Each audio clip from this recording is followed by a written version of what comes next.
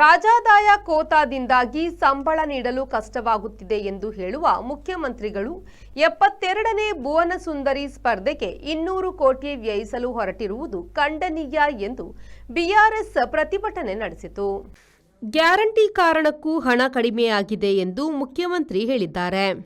ಒಟ್ಟು 71,000 ಕೋಟಿ ರೂಪಾಯಿ ರಾಜಾದಾಯ ಕುಂದಿದೆ ಎಂದು ಹೇಳಿರುವ ಮುಖ್ಯಮಂತ್ರಿಗಳು ಸುಂದರಿ ಸ್ಪರ್ಧೆಯಂತೆ ಆದದ್ದಕ್ಕೆಲ್ಲ ಏಕೆ ವೆಚ್ಚ ಮಾಡುತ್ತಾರೆ ಎಂದು ಪ್ರಮುಖ ಪ್ರತಿಪಕ್ಷವಾದ ಭಾರತ ರಾಷ್ಟ್ರ ಸಮಿತಿಯವರು ಪ್ರತಿಭಟನೆ ನಡೆಸಿದರು.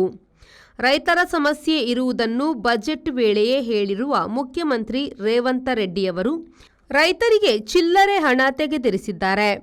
ಫಾರ್ಮುಲಾ 1 ಕಾರ್ ರೇಸಿಗೆ 46 ಕೋಟಿ ರೂಪಾಯಿ ವೆಚ್ಚವಾಗಿದೆ ಎಂದು ಹಣ ಹೊಡೆಯಲಾಗಿದೆ ಎಂದು ಬಿಆರ್ಎಸ್ ಆಪಾದನೆ ಮಾಡಿದೆ. ಕಾಂಗ್ರೆಸ್ ಅಧಿಕಾರಕ್ಕೆ ಬರುವಾಗ ಬಿಆರ್ಎಸ್ ಪಕ್ಷವು ಭಾರೀ ಸಾರ್ವಜನಿಕ ಸಾಲದ ಹೊರೆಯನ್ನು ಬಿಟ್ಟು ಹೋಗಿತ್ತು. ಅದನ್ನು ತೀರಿಸಲು ಈಗ ನಾವು ಹೆಣಕಾಡಬೇಕಾಗಿದೆ ಎಂದು ರೇವಂತ್ ರೆಡ್ಡಿಯವರು ಮಾಜಿ ಮುಖ್ಯಮಂತ್ರಿ ಚಂದ್ರಶೇಖರ ರೆಡ್ಡಿಯವರನ್ನು ಟೀಕಿಸಿದ್ದಾರೆ. మహాలక్ష్మి 2500 ఇస్తారేమో బడ్జెట్లో పొందుపరుస్తారేమో అంటే ఆ మహాలక్ష్మి ఊసే లేదు.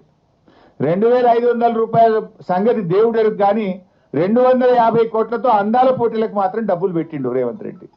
అందాల పోటీలకు 250 కోట్లు బడ్జెట్లో పెట్టిండు. కానీ 2500 కోట్ల రూపాయల 2500 రూపాయల మహాలక్ష్మికి మాత్రం నయా పైసా బడ్జెట్లో పెట్టలేదు.